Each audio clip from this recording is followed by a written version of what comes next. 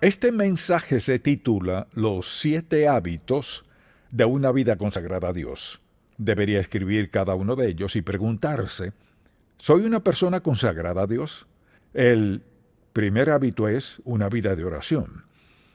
Uno de mis pasajes favoritos, muy sencillo, está en Marcos capítulo 1, cuando los discípulos nunca entendieron esto del todo, pero dice la Biblia en Marcos 1:35, levantándose muy de mañana, siendo aún muy oscuro, salió y se fue a un lugar desierto y allí oraba. Asimismo, por ejemplo, en Lucas capítulo 4, versículo 42, cuando ya era de día, salió y se fue a un lugar desierto, y la gente le buscaba, y llegando a donde estaba, le detenían para que no se fuera de ellos. Pero él les dijo, es necesario que anuncie el Evangelio, etc. Ahora, una vida de oración no se refiere a orar de vez en cuando. Se refiere a sentir cada día la necesidad, el deseo, el gozo y el gran poder que viene de orar, hablar con el Padre. Es decir, debe ser un hábito, algo que recurre en nuestra vida, no solo cuando estamos en aprietos, en necesidad, sino porque amamos a Dios y estamos agradecidos por quien es Él y lo que hace en nuestra vida. Si lo piensa, es la actividad más importante de nuestra vida. Necesitamos tener una vida de oración. Luego, el segundo hábito es tener fe o confianza en Dios, la palabra que mejor le guste.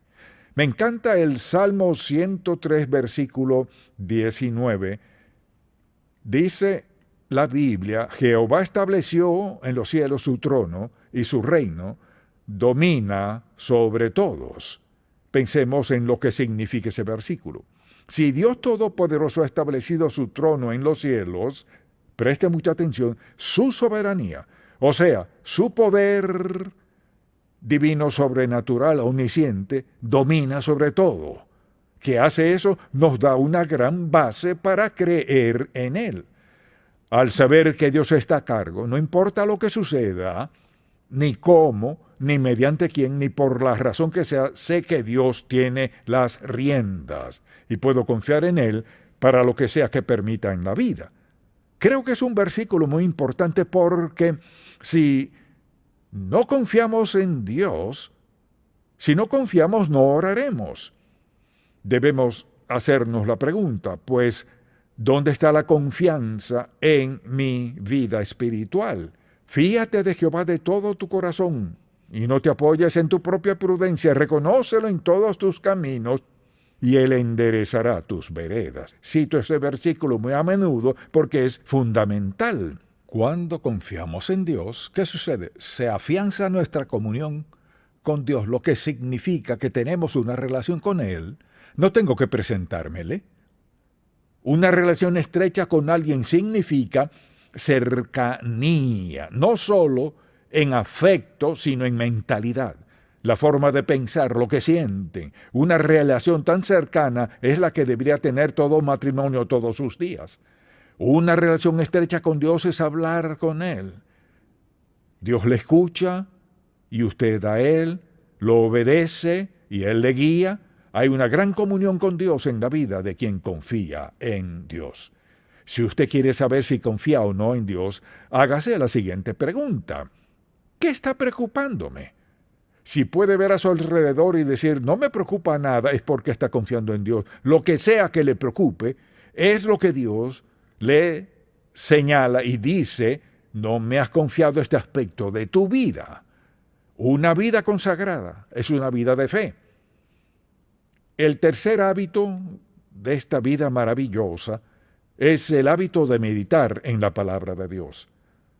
No sé cómo usted describiría la importancia de eso, pero dicen las Escrituras, veámoslo por un momento. Dice el salmista en el Salmo 63, versículo 6, cuando me acuerde de ti en mi lecho, cuando medite en ti en las vigilias de la noche, porque has sido mi socorro, y así en la sombra de tus alas me regocijaré. Está mi alma apegada a ti, tu diestra me ha sostenido. ¿Qué significa meditar? significa leerla, pensar en lo que dice, examinar mi corazón a la luz de lo que Dios dice, hacerle cualquier pregunta que tengamos, rendirle lo que sea que nos traiga a la mente. Al meditar en Dios pasa lo siguiente: la meditación es como verse en un espejo, pero también es ver más allá del espejo. Es decir, veo lo que ve Dios y veo más allá y lo veo a Él. Mi atención se centra en Dios. Cuando nos concentramos en Dios sucede esto: las preocupaciones desvanecen, los problemas se disipan, nuestra mente ya no está contaminada con toda clase de asuntos que no nos hacen bien. Lo que lleva a una vida consagrada es el tiempo a solas con Dios. Anhelarlo, meditar en Él, pensar en Él. Luego hay un cuarto hábito, uno muy importante y el que me escucha mencionar siempre: obedecer a Dios. Y quisiera leer en Deuteronomio 27, en el Antiguo Testamento, porque lo dice tan claro en el capítulo 27, versículo 10. Dios habla mediante Moisés a su pueblo, y esto fue lo que declaró: oirás pues la voz de Jehová tu Dios, y cumplirás sus mandamientos y sus estatutos que yo te ordeno hoy. Luego en el capítulo 28, versículo 1, acontecerá, escuche esto, que si oyeres atentamente, ¿qué significa eso? Con cuidado, atentamente la voz de Jehová tu Dios para guardar y poner por obra todos sus mandamientos que yo te prescribo hoy. También Jehová tu Dios te exaltará sobre todas las naciones de la tierra. Hablaba de Israel. Pongámonos en esa situación. Cuando obedecemos a Dios, piensa en esto, andamos a un nivel más alto. El quinto hábito es depender del Espíritu Santo. Alguien dirá: ¿qué significa eso? Quiere decir rendir nuestra vida a la presencia residente del Espíritu Santo. Recuerda lo que les dijo Jesús a sus discípulos: siéntense a esperar en Jerusalén hasta que sean investidos, o sea, hasta que el Espíritu Santo venga a sus vidas, y al hacerlo estarán listos para hacer lo que les he encomendado. Así que le he dado varios pasajes, algunos ya los conoce, quizás otros no, pero en Efesios 5 recordará lo que dice la Biblia en este pasaje en particular. Veamos el versículo 18. Dice así: no os embriaguéis con vino, en lo cual hay disolución, antes bien sed llenos del Espíritu. Mire, si tomara una jarra con 1/4 de litro, la colocara aquí y la llenara de agua hasta la mitad, diría que solo está medio llena.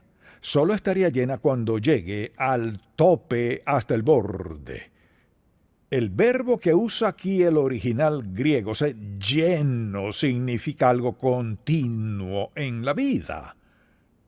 En la mañana, al despertar, en medio de nuestra oración, o al meditar, aún antes de levantarnos, deberíamos decir: Señor, quiero que me llenes de tu Espíritu hoy. Eso significa, Jesucristo les dijo a sus discípulos en Lucas, que antes de que hicieran lo que les había encomendado, que esperaran en la ciudad de Jerusalén hasta que fueran investidos, hasta que viniera sobre ellos el Espíritu Santo, por la sencilla razón de que no están preparados para hacer lo que les ha encomendado sin la presencia del Espíritu Santo, quien les dará poder.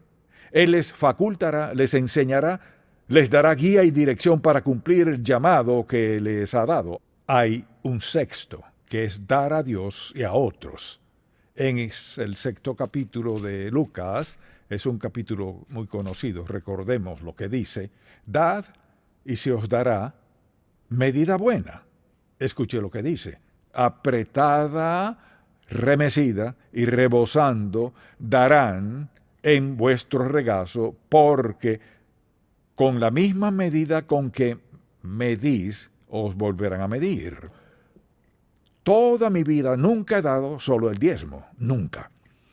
Por la sencilla razón que aprendí desde muy joven que no podemos superar a Dios en generosidad. Segundo, mucha atención, ni siquiera podemos predecir lo que necesitaremos. Y si no podemos predecirlo, ¿Cómo pues nos encargaremos de todo eso? Si ofrendamos a Dios y confiamos en que hará justo lo que prometió, así que debemos preguntarnos, ¿será este uno de los hábitos en mi vida? La Biblia dice que Dios ama al dador alegre. Si Él ama al dador alegre, ¿qué de aquellos que son avaros, quienes no dan a Dios? Le diré por qué eso no agrada a Dios, porque dice, puedo hacerlo sin Dios, puedo encargarme, puedo manejarlo, no necesito que Dios maneje mi dinero. Piensen cuán insensato es eso.